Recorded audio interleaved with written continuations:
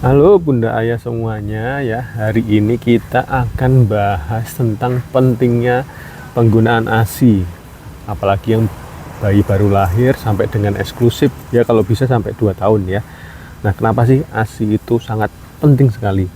Yang pertama kita perlu ketahui adalah bayi itu ketika masih lahir, apalagi hari pertama, itu ukuran lambungnya itu hanya sebesar kayak kurma, masih kurang sedikit. Nanti seiringnya waktu seminggu ukurannya naik seperti bola pingpong, baru naik-naik lagi sampai misalkan sampai dengan usia 1 bulan itu mentok-mentok ukurannya bisa membesar sampai dengan buah mangga. Itu sudah paling besar. Jadi komposisi pemberian ASI itu sudah disesuaikan dengan bayinya. Nah, yang paling penting lagi, kenapa harus ASI? Karena kita itu sudah didesain sama Tuhan, sama Allah. ASI itu produksinya sudah disesuaikan dengan kebutuhan bayi.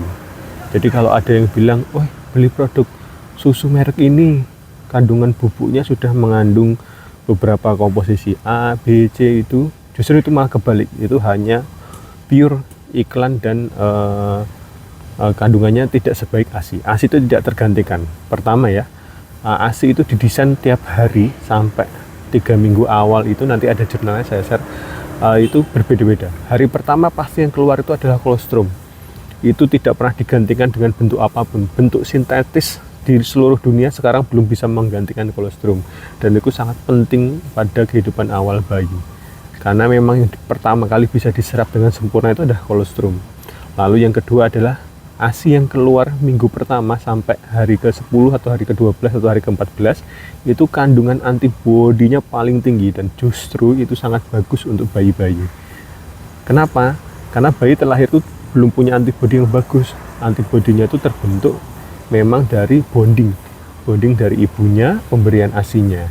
Nah, maka dari itu jangan sampai lepas pemberian ASI-nya. Itu sangat penting. Problem yang sering dikatakan itu adalah, "Dok, ASI saya nggak keluar."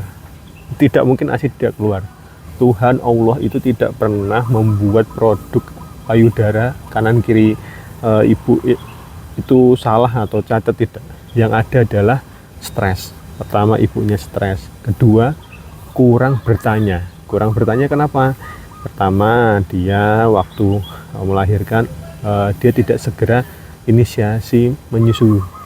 Jadi setelah anaknya lahir, harusnya setelah sudah dibajuin, dibersihkan, itu harusnya sudah mulai dinenenkan, nenen langsung di dadanya ibunya yang waktu melahirkan. Memang waktu itu belum keluar, kalaupun keluar pasti cuma 1 tetes sampai 4 tetes, itu pun kolostrum. Dan itu penting, karena bonding, percobaan menetek bayi walaupun belum keluar, itu paling penting untuk merangsang adalah produksi langsung keluar. Jadi rangsangan untuk mengeluarkan ASI itu adalah dengan menyusu di awal-awal kehidupan, jam-jam awal kehidupan. Lalu juga ketidaktahuan si ibu. Padahal kalau dibantu dengan suami, misalkan putingnya digerakkan, dipilir-pilir gitu, itu juga membantu untuk merangsang mengeluarkan ASI pada ibunya. Lalu kadang tiap orang berbeda-beda. Ada yang hari pertama sudah deras, ada yang menunggu hari ketiga. Nah, kadang yang beberapa ibu yang menunggu sampai hari ketiga ini sudah shock dulu. "Dok, bayi saya sudah 3 hari dinenen nggak keluar, dok." Tapi bayinya tenang, padahal sudah bisa nenen tapi nggak keluar, nggak kenyang, cuma tidak kenyang aja. Nah, itu yang jadi masalah. Masalahnya bukan di bayi, di pikiran ibunya. Waduh, 3 hari dia tidak minum, cuma netek pentil yang kosong. Akhirnya dia berpikir, kalau kekurangan cairan nanti gimana? Nah, ini yang salah.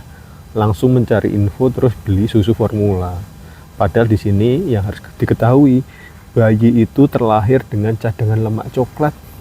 Cadangan lemak yang bisa bertahan sampai 4 hari. Kadang juga lebih.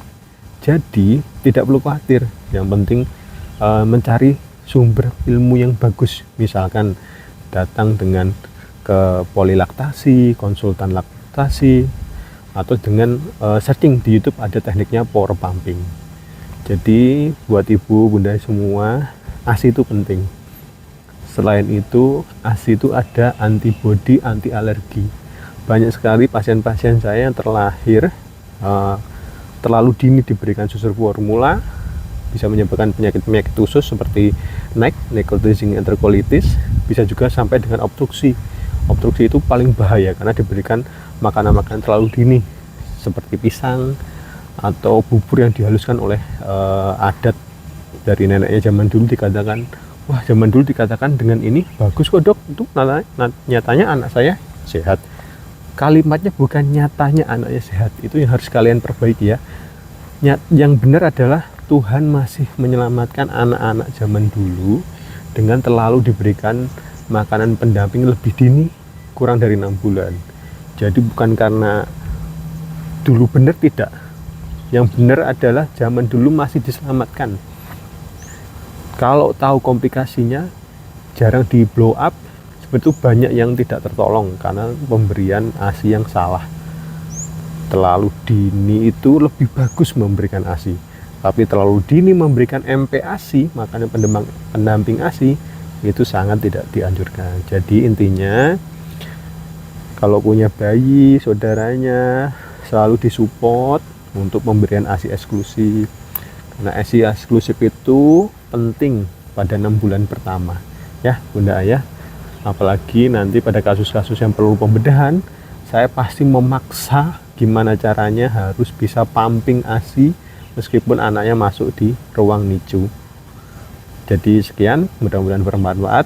Usahakan untuk ASI eksklusif selama 6 bulan. Oke, terima kasih.